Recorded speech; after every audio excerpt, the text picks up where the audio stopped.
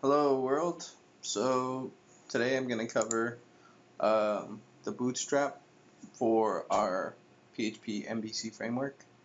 I'm going to give you a heads up and tell you that a lot of the code we're using, we're not going to be unit testing it tonight. I just want to get us through the basic kind of hack MVC. We can come back to it and add unit tests. And we're basically going to have to refactor for unit tests. But I just want people who are interested in just kind of understanding the pattern a little better to get a glimpse, and then we can get, in depth, do patterns, do all kinds of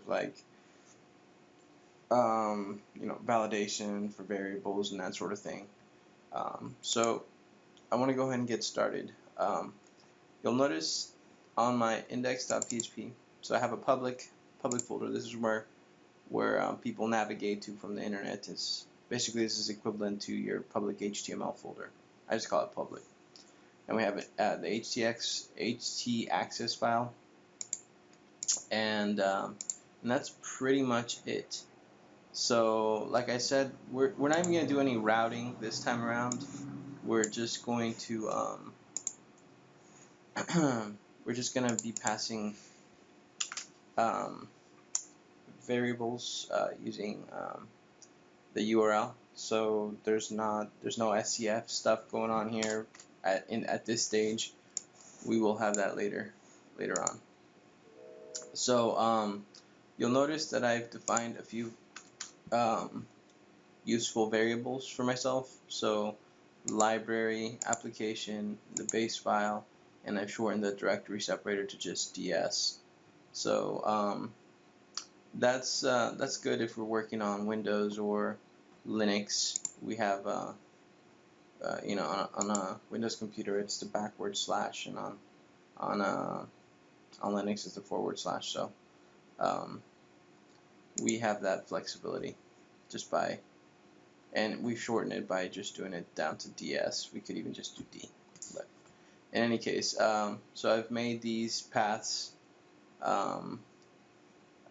quickly accessible for us so we can reuse them. And I've put them at the top of our index file so that they get defined for everything else that we include. Okay, so I've also created a config file, which is going to hold some really basic stuff and also some really important stuff.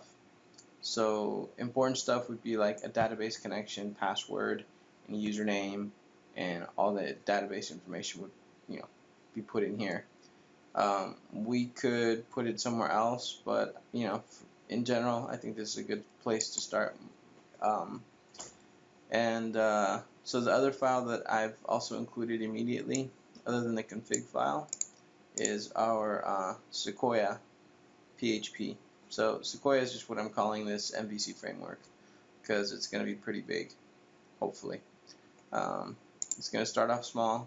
At this stage, we've got almost no code whatsoever, but we're setting down the foundation. So we're going to go ahead and go to core, app, and there's our sequoia.php file. There you have it.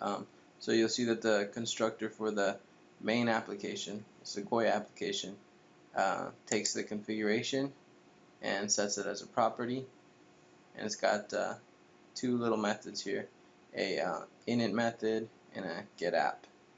So if you were tuned in for the last tutorial on this, you'll remember that I broke down our actual app into modules or components, and each module represents kind of its own distinct utility. So it could be a blog, would be its own module. You might have shopping cart, so all your shopping cart stuff goes in there. You might have a login mechanism, so or login pages, so you might create another module for that. And you'll notice a lot of the PHP frameworks have this now. I think I've mentioned this before, but Zen Framework 1 didn't quite have this, and it made the code less portable, but they've definitely improved on it in the last iteration. So ZF2 has a really cool component system, so people can share code, share modules, and now with the use of Composer, it's made it really simple to share those with people using GitHub or whatever. So it's just a really cool deal, and it's a good way of organizing your code. So that being said, again, I'm going to be kind of covering an application that I'm working on right now. I'm going to try to model it in this framework, just as a good hello world example. So it's just a bunch of listings. It's almost a directory.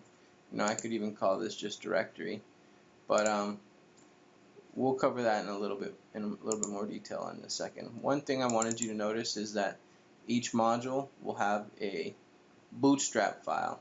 And this is the concept for today.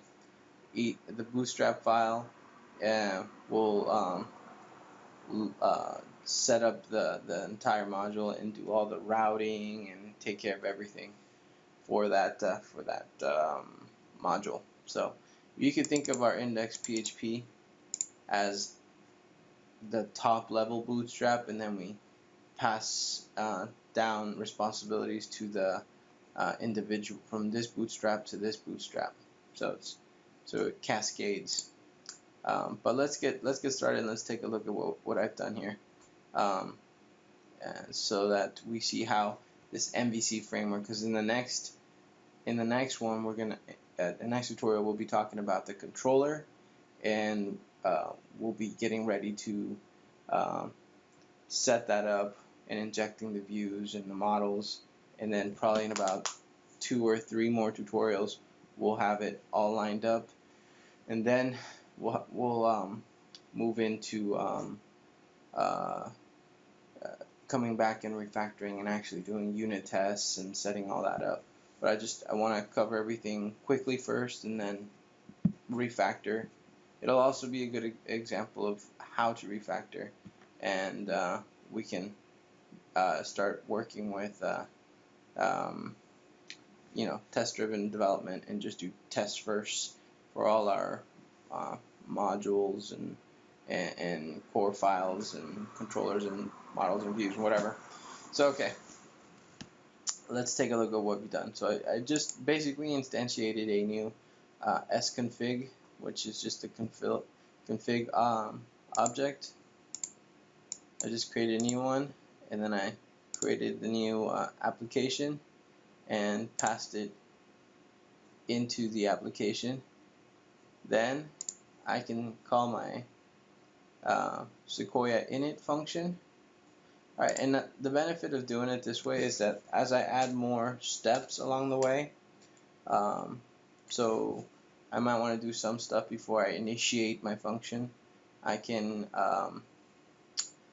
encapsulate that code in its own function. So we can say on before init and on init and on after init, and then on a dispatch, and we can have all kinds of we can even incorporate some sort of listening pattern so that we can trigger plugins and things, and we can get a good workflow and be able to move in and out of different parts of the system and add functionality to the system without necessarily messing around with the core code.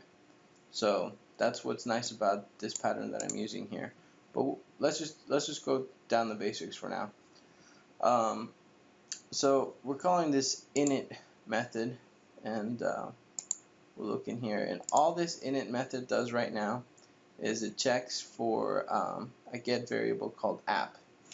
So, and if it's not there, if it's there, it uses the get, it sets that variable to the application name, and if not, it checks the config file for the default application name, in our case, Napa. So that's all it does, and then it just goes ahead and gets the application. It creates a path and requires it. We can even shorten this down by doing this, by just doing require. And you know what we'd in a real world situation, what we'd want to do is make sure this file existed first. So if file exists such and such, else you know, we could throw an error or something, some sort of exception. So, but let's just let's do it real quick and dirty for now, and then we can come back later. So then this just ends up delegating it to it just goes looking for this Bootstrap file, again named after the module. So it's in the module folder. We create the path, and we have our Bootstrap file. And in here I just put a little echo, we are here, and we can see that it's properly delegated. We didn't include any kind of any app in here, so we didn't say app equals Napa. We don't have to do that, but so let's just go ahead and try an example with the blog. So if I do blog right now, it should fail. Yeah, see, we have an internal server error. That's because the file doesn't exist.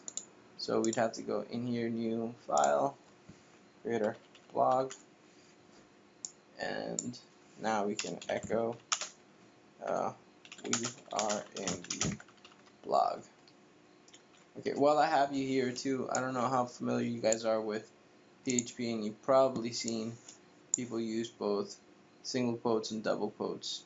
But there is a difference. For example, inside of double quotes, so if we were to say something like this, and this is a variable, we could use this syntax and type in, let's say, name, and we could set our variable name equals Edgar. Oops, let's spell that. Let's set name, and see, you can do that. But if we use single quotes, no.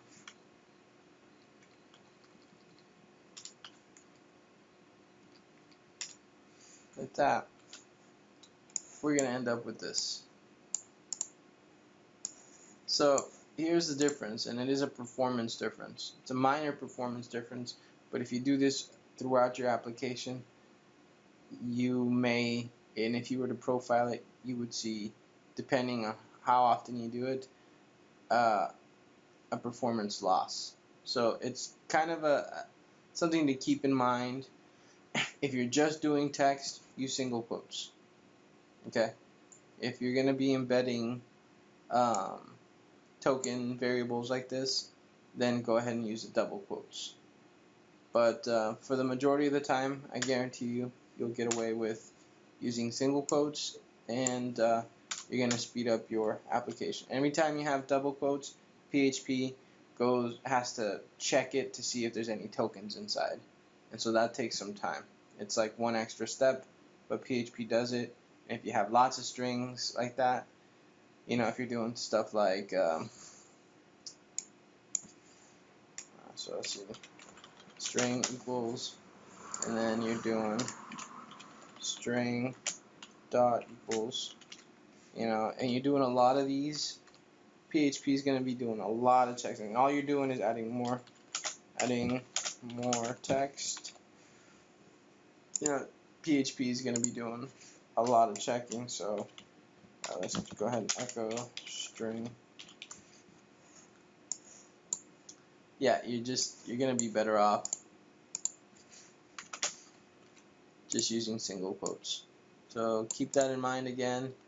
And now that I have you here, I think I'm going to stop here for now, because what I really want you to take from this is to see how everything is delegated from one Bootstrap to the next.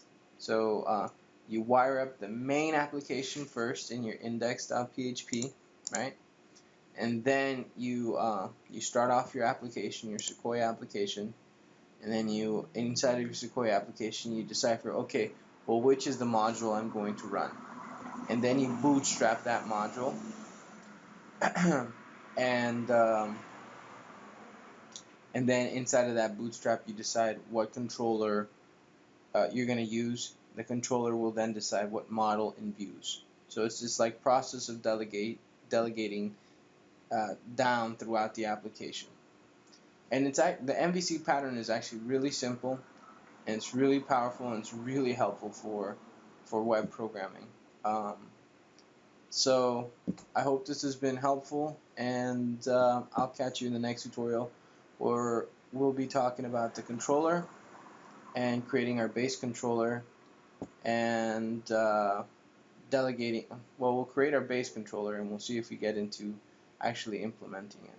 But that's all for now. Cheers.